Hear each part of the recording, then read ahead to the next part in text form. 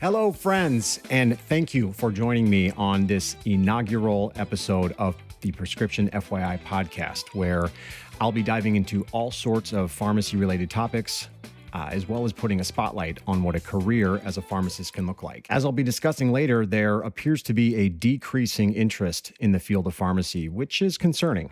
As someone who has been practicing for the better part of 20 years, and who truly appreciates all the opportunities out there for pharmacists, I want to help ensure that the future of the pharmacy profession looks bright.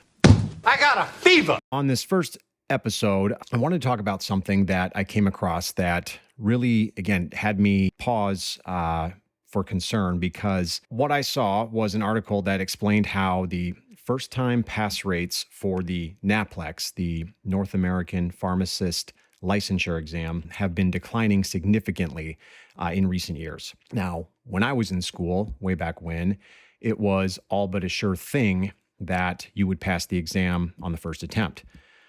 Not to say that it was a cakewalk by any means. It spoke more to the quality of the training and preparedness we had received. We could be confident that we were sufficiently competent to practice pharmacy. But somewhere along the way, something happened. I looked into it, and here's what the data shows. So brace yourself, because the numbers are quite alarming. If we look at the national pass rates for first-time takers from the years 2005 to 2015, the percent pass rate ranged anywhere from 90 to 97%. And it should be noted that since 2015, the pass rate has not exceeded 90% at the national level. In 2016, the number dipped to 86% and rebounded slightly through 2020, after which it dropped again, where it has remained less than 80% since. In just a span of 10 years, we've seen a drop in the rate of about 17 percentage points, again, which is pretty significant. I had to ask myself, why is this? What is going on that is leading to this decrease in pass rates? And one can argue, at least in recent years, that COVID did have an impact on these numbers. There is no doubting the global impact the pandemic had on test scores as a result of measures that were put in place in an effort to combat it. So if you think about pharmacy students during that time, just like any other students, but pharmacy students in particular had to adapt to a significant number of challenges, such as having rotations canceled, transitioning to virtual learning environments, lectures and labs, and then potentially jumping in and out of quarantine depending on where they were at. Meanwhile, professors had to adapt their teaching styles to these virtual and hybrid learning environments. So lots of confusion, lots of unknowns, and unfortunately, it looks like education suffered. We see that now, again, across all levels, but again, pharmacy not to be excluded. So when we look at overall pass rates in the NAPLEX pre-pandemic, so 2019 through the pandemic, 2022, there was an overall 7% drop in pass rates. But as I mentioned, there were global impacts to COVID. Pharmacy was not the only health profession that saw a decline during this time frame. Nursing saw a similar drop of about 7% in pass rates for their boards, and medicine experienced about a 1% drop. While COVID certainly had an influence on pass rates, at least in more recent years, it can't be solely responsible, given that the decline had already started prior to the pandemic. So when you start to pull back the curtain, it becomes more evident that the causes of these decline in pass rates are more likely due to things affecting the difficulty of the exam itself and/or factors affecting the preparedness of students to pass it. And this is where things start to get a little bit more interesting. Let's take a step back and take a closer look at the NAPLEX exam itself, the North American Pharmacist licensure exam that is intended to evaluate general practice knowledge and is used to assess baseline competencies of pharmacists entering the workforce. One must pass this exam in order to practice pharmacy, right? It's their board exam. If a graduate does not pass on the first try, they can retake it, although there's some time restraints that they have to wait until they can take it again. When we break down the exam, it covers 6 competency areas. Those are obtaining, interpreting, and assessing medical and patient information, identifying drug characteristics, developing and managing treatment plans, pharmacy calculations, compounding, dispensing, and administration of drugs, and practice management or medication use safety. While that breakdown of the exam, that makeup has remained relatively consistent over the years, the format has changed, and this is something I wasn't aware of until I started digging into this. When I took the exam in 2005, it was 185 questions, and I had about 4.5 hours to take it. In 2016, however, the exam was modified to increase the breadth and depth of the topics it covered, and that means the number of questions increased from 185 to 250. And the time allotted to complete the exam increased from 4.5 hours to 6 hours. Now, it should be noted that after those changes were made, there was a noticeable drop in the first-time pass rates. So in 2015, the national average was about 93%. And then in 2016, once the changes were implemented, the rate dropped to 86%. One could argue that the changes in the exam had an impact on pass rates, whether that was the questions were maybe not sufficient for the students that were taking the exam. Maybe it was just all the prep courses, all of the guidebooks, study guides, what have you, maybe didn't align with what was actually featured on the exam itself. I'm not 100% certain, but regardless, there was a drop in rates noticeable after those changes went into effect. And as I mentioned earlier, that rebounded slightly over the next 4 years. However, in 2021, the exam was modified again. This time, the number of questions decreased from 250 to 225, but students were given the same 6-hour time frame to take the test. Similar to 2016, there was a noticeable drop in pass rates. In 2020, the average was 88%, and in 2021, it went down to 81%. Obviously, COVID was in play at this time, so one could argue that COVID had something to do with that as well, as opposed to the change in the exam. Regardless, there was a drop. Now, there's not much out there to help explain why the exam changes may have contributed to decline rates. As I mentioned, perhaps it was the types of questions being asked were more challenging than what is necessary to assess, a pharmacist's baseline knowledge. Perhaps, again, the study guides, prep courses, things like that just weren't aligned with what was actually contained in the exam. The third possibility, which is the one that I'm most concerned about, I'm going to dive into next, is that the education provided by the pharmacy programs just wasn't adequate. I want you to imagine, go take a trip with me, if you will, back to the year 2000. In the year 2000. Now, think about the environment for pharmacy back then. There was a pharmacist shortage, which created a very hot job market. It was not difficult to find a job right out of school that would offer not only a 6-figure salary, but a significant sign-on bonus as well. Those sorts of things helped fuel an increase in the number of students applying to pharmacy school programs, and it got very, very competitive. I remember being in school at the time when this was going on, and it just seemed like the rumor was every single class was the best and brightest that they had ever enrolled before. And then the next year, oh no, this class is better and brighter than any roster we've ever had before. It was certainly a good time to be in pharmacy school, but very difficult to get in, very competitive. Now, when we talk about pharmacy school programs that existed back then, there were about 80 programs in the year 2000.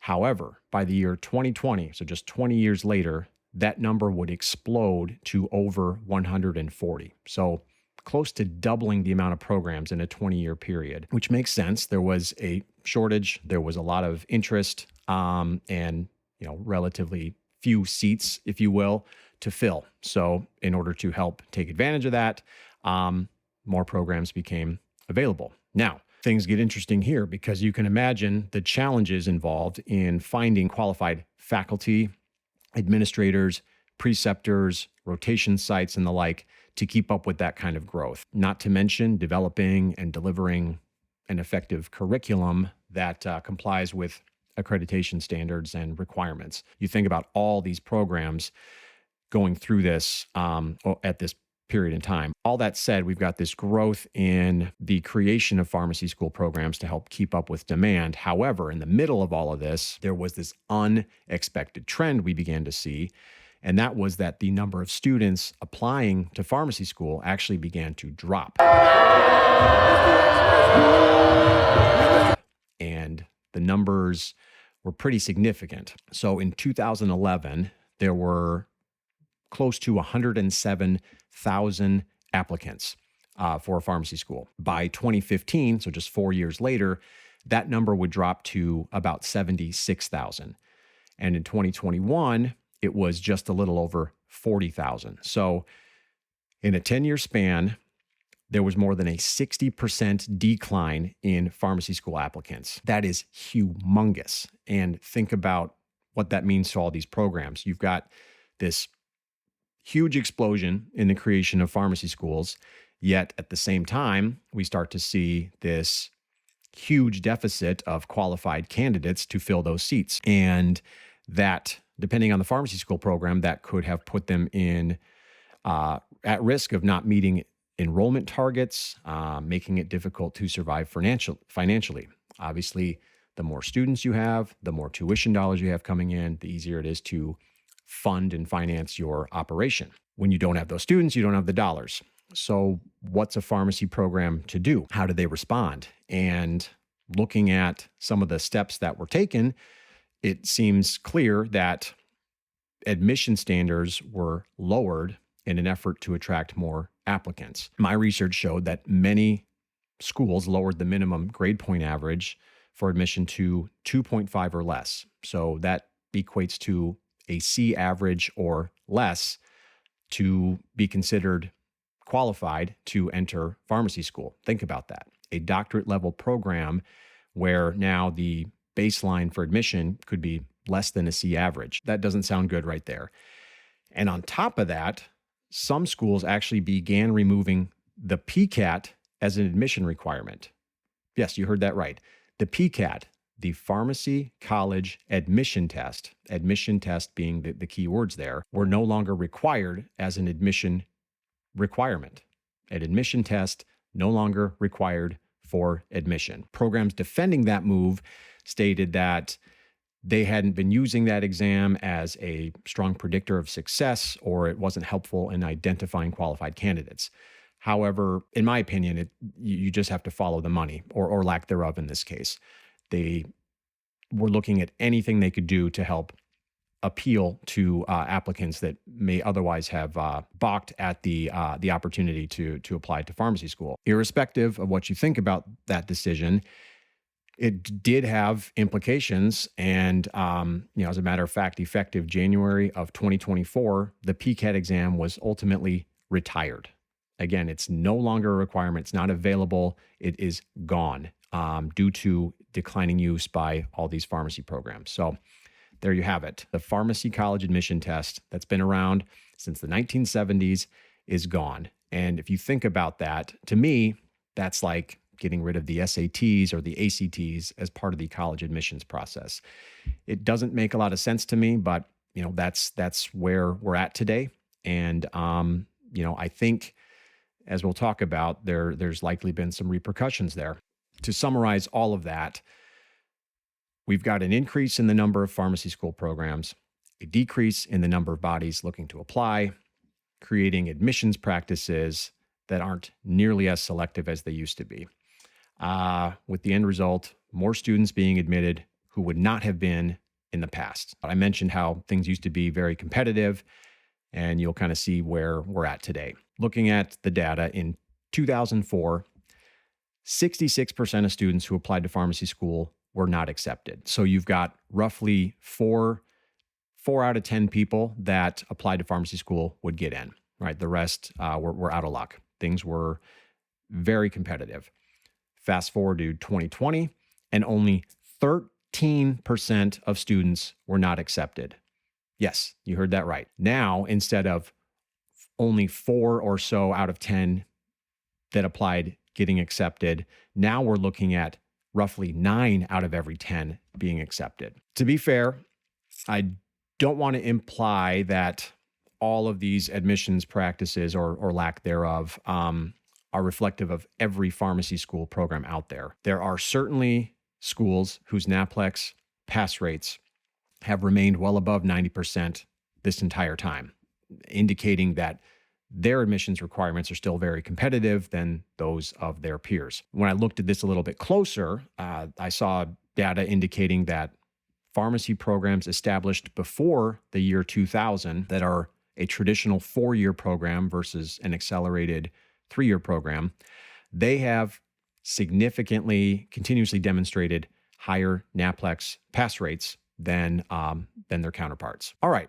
so now that we are aware of the situation and a list of likely contributing factors, what can be done to address this? So I'll start with aspiring pharmacy students. The good news is that those of you looking to get into the profession, there has never been a more convenient time to do so. As I mentioned, roughly 9 out of every 10 applicants is getting accepted today. So if you're truly serious about getting into pharmacy school, there's never been a better time to do so.